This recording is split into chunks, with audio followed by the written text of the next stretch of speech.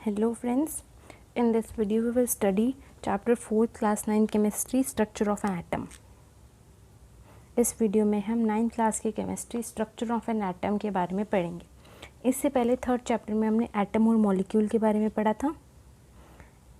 Atom क्या होता है, मॉलिक्यूल क्या होता है, इसमें हम पढ़ेंगे एटम के अंदर क्या होता है, मॉलिक्यूल क्या होते हैं, ये सब. ठीक है, तो लेट्स स्टार्ट दिस वीडियो. इससे पहले थर्ड चैप्टर में हमने एटम मॉलिक्यूल के बारे में पढ़ा था, जो क्या होते हैं, किसी भी मैटर के फंडामेंटल ब्लॉक होते हैं. फंडामेंटल प्रॉपर्टी होती है, मीन सबसे छोटी और सबसे इम्पॉर्टेंट चीज़ होती है कोई भी मैटर बनाने के लिए. ठीक है, और ये मैटर बनाने के लिए इन अलग अलग टाइप्स के मैटर बनाने के लिए अलग अलग टाइप्स के एटम की ज़रूरत होती है. तो क्वेश्चन क्या आता है कि एक एटम दूसरे एटम से अलग कैसे होता है, क्या वो सच्ची में इंडिविजिबल होता है जैसे कि डाल्टन ने बताया था, ठीक है, या फिर उससे भी छोटे होते हैं. तो इन सब क्वेश्चन का आंसर ढूंढने के लिए हम इस चैप्टर में पढ़ेंगे कि एटम के अंदर क्या होता है, और अलग अलग साइंटिस्ट के मॉडल पढ़ेंगे. J Thomson model, Rutherford model, Bohr model, ये सब अलग अलग साइंटिस्ट ने अपने अपने व्यूज़ दिए थे अपने अलग अलग एक्सपेरिमेंट करके. ठीक है, सो 19th सेंचुरी में साइंटिस्ट के लिए एक बहुत बड़ा चैलेंज आ गया था कि ये पता करो, ये रिवील करो कि अलग अलग किसी भी एटम की स्ट्रक्चर के बारे में बताना और उनकी प्रॉपर्टी के बारे में बताना. ये साइंटिस्ट के लिए एक चैलेंज आ गया था 19th सेंचुरी तक. The elucidation of the structure of an atom is based on the series of experiment. और ये सब हमें कैसे पता चलता, सिर्फ एक्सपेरिमेंट से.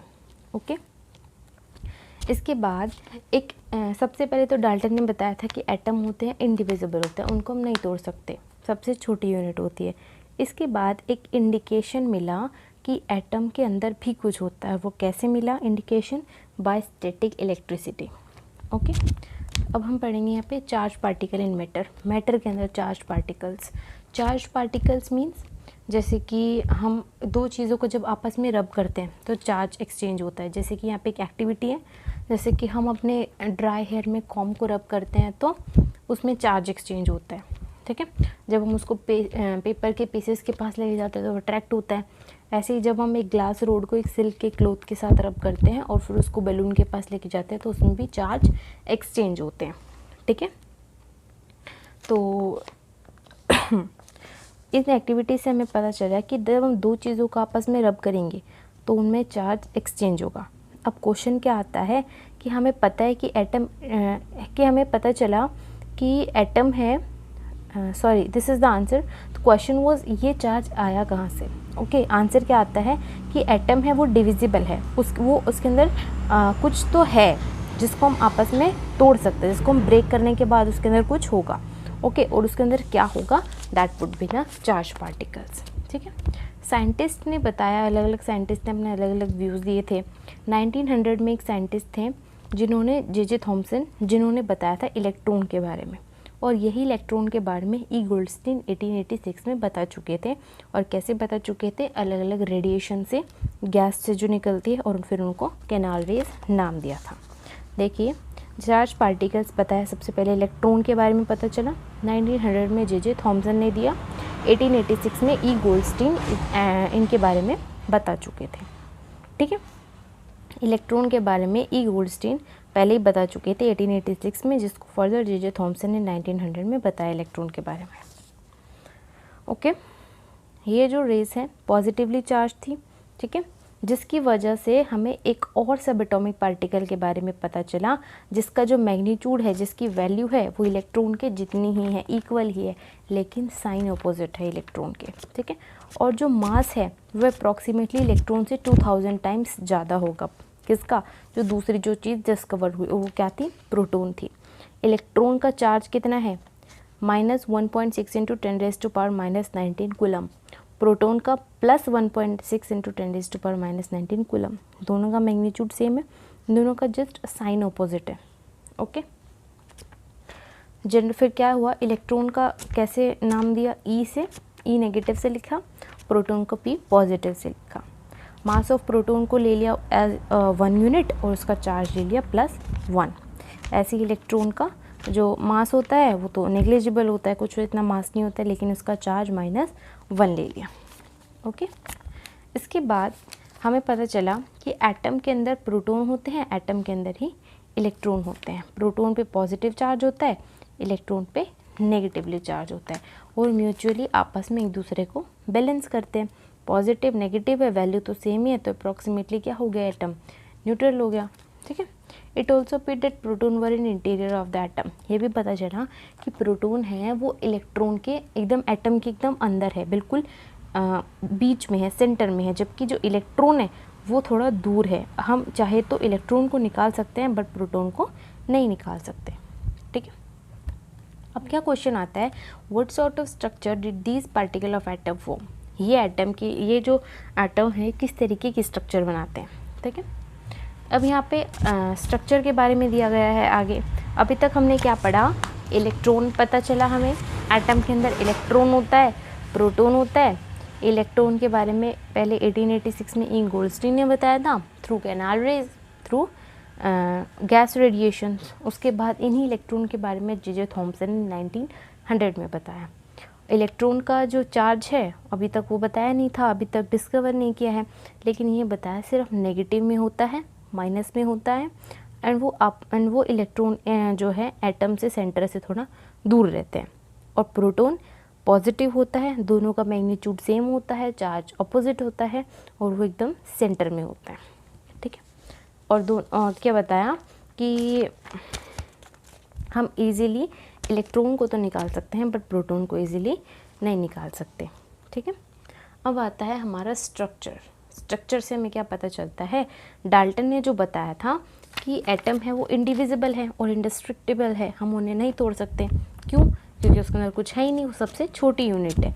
लेकिन अब हमें पता चला कि एटम के अंदर दो चीज़ें और हैं, इलेक्ट्रॉन और प्रोटॉन एटम के अंदर। ठीक है। जिसकी वजह से क्या हुआ, डाल्टन की जो एटॉमिक थ्योरी थी वो फेल हो गई। कैसे फेल हो गई? क्योंकि डाल्टन ने बताया था कि atom is the smallest particle that we can't break it, that is atoms are indivisible in nature as well as indestructible in nature. But here Dalton atomic theory was failed because now we consider that atom consists of electron and protons and we can break it and we can remove electrons from an atom. ठीक है। Therefore Dalton's atomic theory was failed. इसके बाद it was then considered necessary to know how electron and proton are arranged within atom. अब क्या ज़रूरी हो गया जानना कि ये इलेक्ट्रॉन, ये प्रोटॉन जो है एटम में किस तरीके से अरेंज है। इसके लिए अलग अलग साइंटिस्ट ने अपने अलग अलग मॉडल दिए थे। ठीक है। सबसे पहले आता है हमारा Thomson model of an atom. Thomson ने अपने मॉडल में क्या बताया, ये एक सर्कल था, एक स्फीयर था, इसको हमने एटम मान लिया। ये पॉजिटिव चार्ज बिखरा हुआ है और यहाँ पे कहीं कहीं पे नेगेटिव चार्ज है। जो उसने ये बताया पॉजिटिव स्फीयर है ये, इसके अंदर छोटे छोटे इलेक्ट्रॉन्स एम्बेडेड हैं। ठीक है। इसने इसको कंपेयर किया वाटरमेलन के साथ as well as Christmas pudding के साथ। वाटरमेलन के साथ कैसे, जो रेड एडिबल पार्ट होता है उसको पॉजिटिव स्फीयर बना दिया और जो छोटे छोटे जो सीड्स होते हैं उनको इलेक्ट्रॉन से कंपेयर किया। ठीक है। ऐसे ही जो क्रिसमस पुडिंग होती है उनको पॉजिटिव चार्ज है इनको ड्राई फ्रूट से कर दिया और उनको किसी और चीज़ से कर दिया compare, like in Christmas pudding. Okay. So ये बताया उसने that Thomson prepared the model of an atom to be similar to that of Christmas pudding. The electron in a sphere of positive charge were like currents in a spherical Christmas pudding. We can also think of a watermelon. The positive charge in atom is spread all over like the red edible part of the watermelon, while the electrons are studied in the positively charged sphere like the seeds in the watermelon. देखो Thompson ने दो चीज़ें बताई। ठीक है। Atom के अंदर positively charge sphere है, एटम के अंदर पॉजिटिवली चार्ज स्फीयर है, उसके अंदर इलेक्ट्रॉन्स एम्बेडेड है। क्रिसमस के साथ कंपेयर किया, क्रिसमस पुडिंग के साथ कंपेयर किया एंड वाटरमेलन के साथ कंपेयर किया। दूसरी चीज़ क्या बताई, इलेक्ट्रॉन प्रोटॉन का मैग्नीट्यूड सेम है, चार्ज अलग अलग है। मैग्नीट्यूड सेम, चार्ज अलग अलग मीन्स वो ओवरऑल न्यूट्रल है। एटम जो है टोटली ओवरऑल इलेक्ट्रिकली न्यूट्रल होता है। ठीक है। यहाँ पे थॉमसन ने दो चीज़ें बताई थी, ये जो मैंने आपको बताया, atom consist of positively charge sphere and electrons are embedded in it, negative and sphere and positive charges are equal in magnitude, so the atoms as a whole is electrically neutral. इसलिए Thompson model ने बताया कि atom electrically neutral होते हैं, लेकिन यहाँ पे Thompson की कुछ कमियाँ थी जिसको रदरफोर्ड ने अपने मॉडल के थ्रू कवर अप किया था। ठीक है। रदरफोर्ड का नाम था टोटल, जो पूरा उसका नाम था अर्नेस्ट रदरफोर्ड। अर्नेस्ट रदरफोर्ड ने एक अल्फा स्कैटरिंग एक्सपेरिमेंट किया था, और उस एक्सपेरिमेंट में उसने क्या सोचा, एक गोल्ड की फॉइल ली थी उसने, इस तरीके से उसको अरेंज कर दिया। यहाँ पे अल्फा पार्टिकल से रेज निकलती हैं, अलग अलग एंगल्स पे उन रेज को उसने डाला, और क्या देखा, उसने सोचा था कि ये जो अल्फा पार्टिकल है ये गोल्ड के एटम से ज़्यादा भारी है, ठीक है, तो वो ज़्यादा उसको डिफ्लेक्शन नहीं देखने को मिलेगी, ठीक है, उसने ये सोचा था, बड़ी बड़ी डिफ्लेक्शन उसको देखने को नहीं मिलेगी। लेकिन जो रिजल्ट्स थे वो टोटली शॉकिंग रिजल्ट्स उसको मिले। उसने क्या देखा कि कुछ रेज जो है वो डिफ्लेक्ट हो गई कुछ एंगल पे, कुछ रेज जो है सीधी चली गई, कुछ रेज सीधी चली गई, कुछ रेज सीधी नहीं, मोस्टली रेज सीधी गई थी, स्ट्रेट मोस्टली गई थी, डिफ्लेक्ट कुछ हुई थी, और बहुत ही कम, मीन्स 1 आउट ऑफ 12,000 रेज जो थी वो अपने जिस पाथ से आई उसी पाथ पे वापस चली गई, रीबाउंड कर लिया, ठीक है। और इसका क्या रीज़न बता दिया शॉर्ट में, आई विल टेल यू कि ये जो स्ट्रेट गई है इसका क्या रीज़न था, एटम के अंदर ना बहुत ज़्यादा स्पेस खाली होगा, जहाँ जहाँ पे खाली स्पेस था उसके अंदर से तो चली गई ये स्ट्रेट, जहाँ जहाँ पे पॉजिटिव चार्ज बिखरा हुआ है वहाँ पे हो गई वो कुछ एंगल पे डिफ्लेक्ट, और जहाँ पे रीबाउंड हुई है वो बहुत ही कम हुई है। तो उसने सोचा कि एकदम सेंटर पे ना पूरा का पूरा मास, पूरा का पूरा चार्ज एक जगह इकट्ठा है, तो उसने सोचा कि यहाँ पे अगर कोई रे टकराएगी ना तो वो ना तो डिफ्लेक्ट होगी ना स्ट्रेट जाएगी, वो जहाँ से आई है वो वहीं पे चली जाएगी, ठीक है, ये उसने रीज़न बताया। अब आप इसको जब पढ़ोगे तो यही है, he selected a gold foil because you wanted as a thin layer as possible, ठीक है, उसने गोल्ड फॉइल को सिलेक्ट किया क्योंकि उसको बहुत पतली लेयर चाहिए थी। अल्फा पार्टिकल का जो चार्ज होता है हीलियम से डबल चार्ज होता है, ठीक है, 4 यूनिट उसका मास होता है, ठीक है, और उसके अंदर एक कंसिडरेबल अमाउंट ऑफ एनर्जी भी होती है। उसने ये एक्सपेक्ट किया कि अल्फा पार्टिकल हैं वो सब एटॉमिक पार्टिकल से डिफ्लेक्ट हो जाएंगे, ठीक है, लेकिन ज़्यादा डिफ्लेक्शन देखने को नहीं मिलेगी। अल्फा पार्टिकल प्रोटॉन से ज़्यादा हैवी होते हैं, उनका वज़न ज़्यादा होता है, तो उसने सोचा ज़्यादा रिफ्लेक्शन देखने को नहीं मिलेगी, ठीक है, ये उसने सोचा, बट रिजल्ट्स में ऐसा कुछ नहीं था। But the alpha scattering experiment give totally unexpected results, totally उसको अनएक्सपेक्टेड रिजल्ट्स मिले। क्या क्या चीज़ें दिखी उसको, 3 चीज़ें दिखी थी, ये तीनों पॉइंट्स बहुत ही ज़्यादा इंपॉर्टेंट है।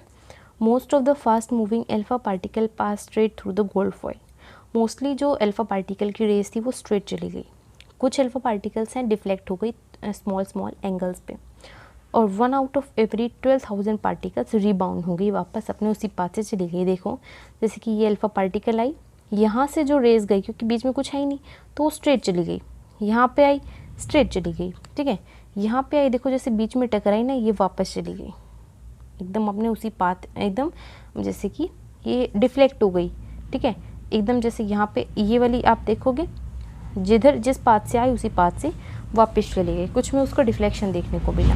रदरफोर्ड के मॉडल में ये रिजल्ट ऐसे था उसके लिए जैसे कि टिश्यू के पेपर को आप 15 इंच शेल पे जैसे फोल्ड करके उस पर आग लगा दो और फिर वो आपको ही आके हिट करे, ठीक है, टोटली उसको अनएक्सपेक्टेड रिजल्ट्स मिले थे, इसलिए उसने ये लाइन बोली, ठीक है। सो ये अल्फा स्कैटरिंग एक्सपेरिमेंट था। इसके बाद यहाँ पे उसने इन अल्फा स्कैटरिंग एक्सपेरिमेंट्स के रीज़न दिए, क्या रीज़न दिए कि most of the space inside the atom is empty because most of the alpha particle pass through the gold foil without getting deflected, most of the space जो है atom के अंदर वो खाली है, ठीक है, और वहीं से जो अल्फा पार्टिकल है वो डिफ्लेक्ट हुए बिना चली गई, स्ट्रेट चली गई, जहाँ से वो स्ट्रेट गई मीन्स वहाँ पे वो स्पेस है वो एम्प्टी है।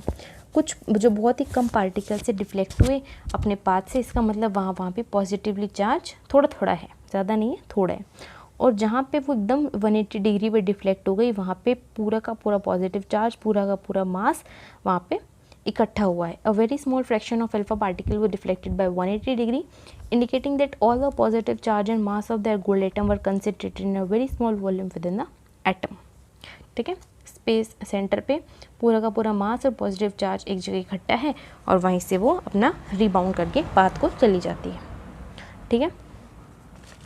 फ्रॉम द डेटा, इस डेटा से उसने ये भी कैलकुलेट करा कि एटम का जो न्यूक्लियस होता है वो एटम का जो रेडियस होता है वो न्यूक्लियस से 10⁵ टाइम्स ज़्यादा होता है।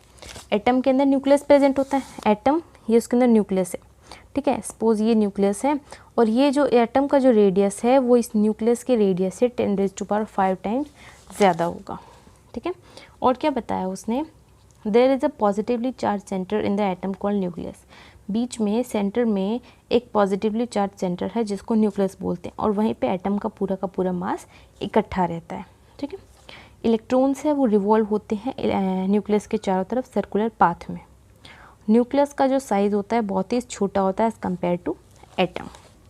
इसके बाद यहाँ पे रदरफोर्ड के कुछ ड्रॉबैक्स थे। क्या ड्रॉबैक्स थे, उसने सोचा कि जब इलेक्ट्रॉन इसमें मूव कर रहे हैं, मूव करते ही जा रहे हैं, तो उसने सोचा कि ये स्टेबल नहीं है, कहीं पे भी एक्सेलरेशन आ सकती है। Acceleration I means energy lose हुई, एनर्जी लूज़ हुई मीन्स इलेक्ट्रॉन न्यूक्लियस में आके गिर गया, फॉल हो जाएगा, ठीक है। इलेक्ट्रॉन अगर न्यूक्लियस में आ गया तो वो स्टेबल नहीं है, लेकिन हमें तो पता है कि एटम स्टेबल होता है, तो ये एक ड्रॉबैक था उसका, इसके बारे में वो नहीं बता पाया। अब देखो, revolution of electron circular orbit is not expected to be stable. Any particle in circular orbit would undergo acceleration. During acceleration charge particles would radiate energy. इसलिए जो रिवॉल्विंग इलेक्ट्रॉन है एनर्जी को लूज़ करेगा और फाइनली न्यूक्लियस में गिर जाएगा। अगर ऐसा होता है तो एटम हाईली अनस्टेबल हो जाएगा, ठीक है, और मैटर एग्जिस्ट ही नहीं करेगा, लेकिन हमें पता है कि एटम तो स्टेबल होते हैं। ओके, तो ये ड्रॉबैक थी रदरफोर्ड के मॉडल की। इसके बाद है बोर का मॉडल। रदरफोर्ड के मॉडल में हमने क्या पढ़ा, अल्फा स्कैटरिंग एक्सपेरिमेंट पढ़ा।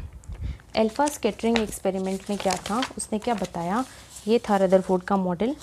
मोस्टली रेज जो है स्ट्रेट चली गई। क्यों चली गई, क्योंकि एटम के अंदर मोस्टली स्पेस खाली था। कुछ रेज डिफ्लेक्ट हुई, कुछ रेज डिफ्लेक्ट कभी पॉजिटिवली चार्ज जो स्पेस थी, पॉजिटिव चार्ज एटम के अंदर छोटी छोटी जगह पे पॉजिटिवली चार्ज बिखरा हुआ था, वहाँ से वो डिफ्लेक्ट हो गई रेज।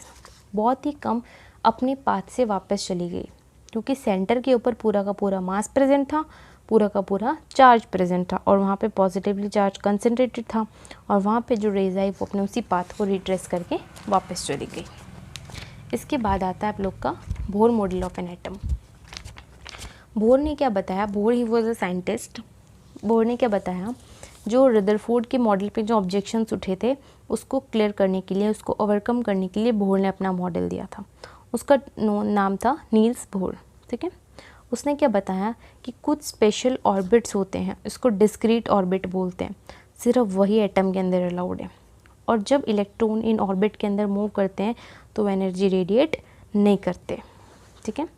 और क्या बताया, इन ऑर्बिट और शेल का नाम दे दिया एनर्जी लेवल्स, जैसे कि के, एल, एम, एन। के को 1 नाम दिया, एल को 2, एम को n, एम को 3 एंड एन को 4। इसको आप के एलिमेंट शेल्स भी बोल सकते हो, 1 2 3 4 भी बोल सकते हो। के की एनर्जी सबसे ज़्यादा होगी, एन की कम होगी, एम की और कम और एन की और कम। कोई मान लो इलेक्ट्रॉन यहाँ पे है, कोई इलेक्ट्रॉन यहाँ पे है, उसको निकालने के लिए बहुत ज़्यादा एनर्जी चाहिए। कोई इलेक्ट्रॉन यहाँ है, उसको निकालने के लिए थोड़ी सी एनर्जी देंगे और निकल जाएगा, ठीक है। कोई इलेक्ट्रॉन यहाँ है, उसको निकालने के लिए आपको बहुत ज़्यादा एनर्जी देनी पड़ेगी, क्योंकि बीच में जो न्यूक्लियस है वो इस इलेक्ट्रॉन को अट्रैक्ट कर रहा है। न्यूक्लियस के ऊपर कैसा चार्ज होता है, पॉजिटिव चार्ज होता है। ये न्यूक्लियस है, प्रोटॉन प्लस न्यूट्रॉन, ठीक है।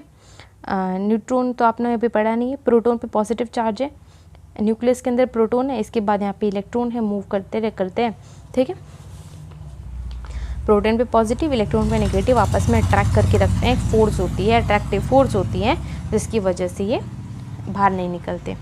इसके बाद है these orbit shells are represented by letter K, L, M, N और नंबर 1 2 3 4। इनको आप के एलिमेंट से भी रिप्रेजेंट कर सकते हो एंड 1 2 3 4 से भी रिप्रेजेंट कर सकते हो। इसके बाद है आपका न्यूट्रॉन।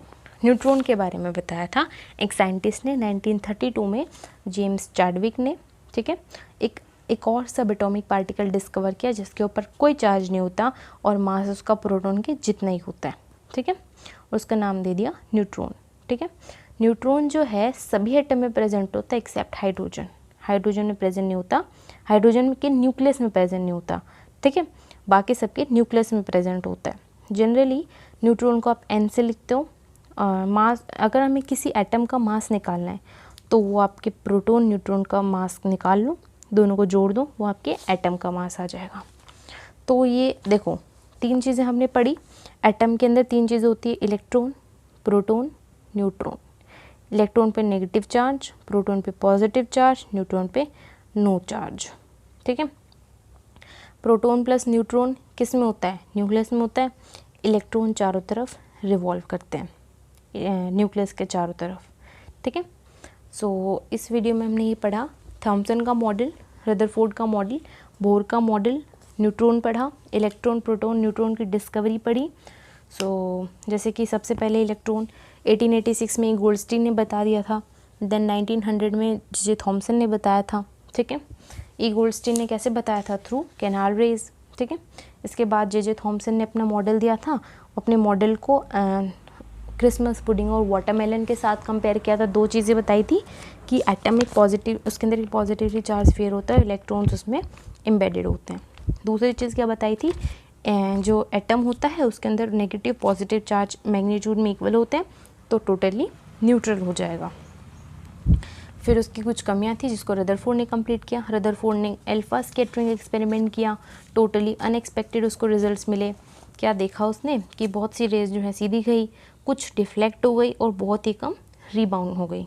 जो स्ट्रेट गई वहाँ पे कोई मास नहीं था। ठीक है। और जो डिफ्लेक्ट हो गई वहाँ पे थोड़ा थोड़ा पॉजिटिव चार्ज आओ, जो बिल्कुल रिबाउंड हो गई वहाँ पे पूरा का पूरा मास जो है सेंटर में कंसनट्रेटेड था। कमी क्या रह गई रदरफोर्ड की? वो एक्सेलरेशन और जो स्टेबिलिटी को नहीं बता पाया, एटम की स्टेबिलिटी को नहीं बता पाया, ये उसकी ड्रॉबैक थी। फिर बोर ने बताया कि कुछ खास ऑर्बिट हैं वही इलेक्ट्रॉन के अंदर अलाउ होते हैं। ठीक है। और इनके अंदर इलेक्ट्रॉन एनर्जी रेडिएट नहीं करते। शेल्स होती हैं, KLMN शेल्स होती है, 1 2 3 4 भी लिख सकते हैं। उसके बाद न्यूट्रॉन की डिस्कवरी 1932 में जेम्स चैडविक ने करी। कोई चार्ज नहीं होता इस पर, जिसका मास प्रोटॉन के इक्वल होता है, N से लिखते हैं। और अगर हमें एटम का मास निकालना है तो प्रोटॉन न्यूट्रॉन का मास को ऐड कर देंगे। सो इस वीडियो में हम इतना ही पढ़ेंगे, electron proton neutron. Next video we will study further topics. Till then, thank you very much. If you like this video, then subscribe my channel and like it. Thank you.